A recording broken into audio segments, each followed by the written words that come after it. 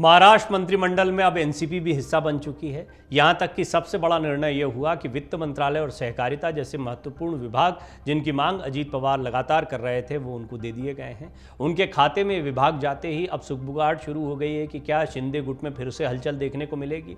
दरअसल शिंदे गुट और एकनाथ शिंदे पहले अजीत पवार के वित्त मंत्रालय का विरोध करते हुए ही अपनी पार्टी में एक टूट के बाद अलग हो गए थे और एनडीए के साथ आ गए थे। उनका कहना था एनसीपी ने मलाईदार विभागों को अपने पास रखा है, अजीत पवार फंड रिलीज नहीं करते, इस तरह के तमाम आरोप लगते रहे। लेकिन एक बार फिर सरकार की शक्ल सूरत वही देखने को मिल रही है जो उद्धव ठाकरे के समय पर थी। मुख्यमंत्री का चेहरा बदला हुआ है, लेकिन एनसीपी और शिवसेना दोनों के बड़े धड़े एक बार फिर सरकार में शामिल हो गए हैं। ये बात अलग है कि यहाँ पर कांग्रेस किनारे है और बीजेपी जो है वो साथ में देखने को मिलती है और बीजेपी भी सरकार का हिस्सा है। देवेंद्र फडणवीस उप मुख्यमंत्री हैं। बार बार आप देख रहे हैं बयानबाजियां हो रही हैं। उद्धव ठाकरे ने नागपुर का कलंक कह दिया था देवेंद्र फडणवीस को, उसके बाद जो सियासत गरमाई, एक के बाद एक कमेंट्स आए। क्या नितिन गडकरी, खुद देवेंद्र फडणवीस ने 8 कलंक गिना दिए थे अपने ट्वीट में। कुल मिलाकर जुबानी जंग तेज हो गई। अब वार पे पलटवार, क्योंकि बाद में उद्धव ठाकरे अपने इस बयान पर कायम रहे कि मैं ये ना कहूँ तो क्या कहूँ। इसके बाद में फडणवीस ने भी पलटवार किया, उन्होंने ब्लैकमेलर तक कह दिया उद्धव ठाकरे को। क्या है पूरा मामला, किस तरह से राजनीतिक गलियारों में सियासत तेज हो रही है, आने वाले दिनों में किस तरीके से गर्माहट और बढ़ने वाली है, ये समझने जैसी बात है। क्योंकि अब पोर्टफोलियो भी बढ़ चुके हैं। अब एक्सटेंशन में क्या ये होगा कि महाराष्ट्र के मंत्रिमंडल को आगे बढ़ाया जाएगा और इसमें शिंदे गुट के कितने विधायकों को क्या जिम्मेदारी मिलती है। 4-4-2 का फॉर्मूला भी आ रहा है कि 4 बीजेपी के, 4 शिवसेना के और 2 एनसीपी के आगामी जो मंत्रिमंडल विस्तार होगा उसमें इस तरह के समीकरण रखे जाएंगे। तो इसको लेकर भी काफ़ी जद्दोजहद चल रही है। यहाँ पर पद को चाहने वाले या मंत्री बनने की चाहत रखने वाले बहुत सारे लोग हैं और उनमें से जगह जिनको दी जा सकती है वो उतनी नहीं है, उतनी पर्याप्त दिखाई नहीं पड़ती है। कैबिनेट मंत्री का कोटा तो पूरा हो चुका है, लेकिन राज्य मंत्री स्वतंत्र प्रभार बनाया जा सकता है, ये एकनाथ शिंदे कह चुके हैं। 4-4-2 के फॉर्मूले पर मैंने एक डिटेल रिपोर्ट आपके सामने रखी है। अब महाराष्ट्र में विभागों के बंटवारे की कवायद चल रही थी, जिसको लेकर थोड़े हद तक अब विराम लगता दिखाई दे रहा है, जब एनसीपी को बड़े महत्वपूर्ण विभाग खासतौर पर जो वो चाह रही थी वो उसे मिल गए हैं। राजनीतिक गलियारों में इसको लेकर ढेरों अफवाहें रहीं, कौन शामिल होगा कौन नहीं, इसे लेकर अब चर्चाएं हो रही हैं कि आने वाले दिनों में क्या होगा। इस बीच उप मुख्यमंत्री देवेंद्र फडणवीस का बड़ा बयान चर्चा में है। देवेंद्र फडणवीस ने अपने बयान में उद्धव ठाकरे की ब्लैकमेलिंग का जिक्र किया, जो कि 2019 का मामला था।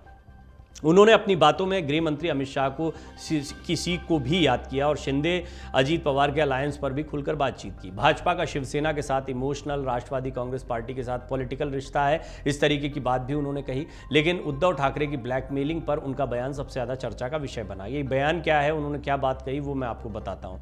फडणवीस भिवंडी में लोकसभा चुनाव की तैयारियों को लेकर आयोजित एक कार्यक्रम को संबोधित कर रहे थे। यहां पर उन्होंने कहा कि मुख्यमंत्री एकनाथ शिंदे के नेतृत्व वाली सरकार से हमारा अलायंस भावनात्मक है। बीजेपी और शिवसेना 25 साल से ज़्यादा समय तक साथ रहे, इसलिए रिश्ता भावनात्मक है, इमोशनल है। लेकिन एनसीपी के साथ हमारा अलायंस एक राजनीतिक गठबंधन है, पॉलिटिकल गठबंधन है। अपने बयान को स्पष्ट करते हुए उन्होंने आगे कहा कि हो सकता है अगले 10-15 सालों में एनसीपी के साथ भी भावनात्मक गठबंधन हो जाए।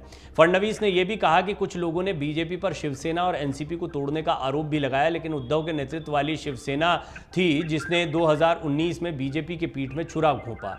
उन्होंने ये भी कहा कि बीजेपी और गठबंधन में जो भी शामिल होने के लिए इच्छुक हैं उनका हमेशा स्वागत है, लेकिन हमें कांग्रेस जैसी सोच अस्वीकार्य है। उन्होंने ये भी कहा कि जो लोग तुष्टीकरण में विश्वास करते हैं, जैसे AIMIM हो या मुस्लिम लीग हो, इनके लिए एनडीए में कोई जगह नहीं है।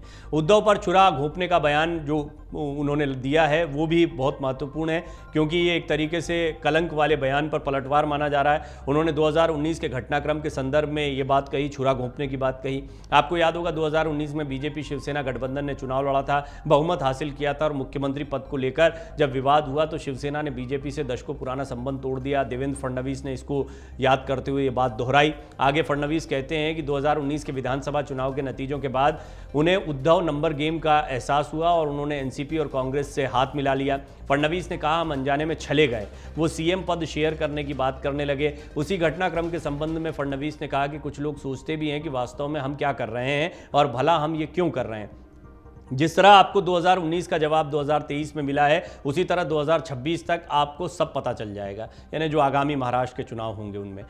फडणवीस ने बिना नाम लिए उद्धव को एक बड़ा संकेत दिया है, संदेश दिया है। फडणवीस ने अमित शाह के संदर्भ में भी बात कही अपने संबोधन में। उन्होंने कहा कि अमित शाह ने उन चर्चाओं के दौरान मुझसे कहा था कि राजनीति में अपमान झेलने के लिए हमेशा तैयार रहना चाहिए, लेकिन विश्वासघात कभी बर्दाश्त नहीं करना चाहिए।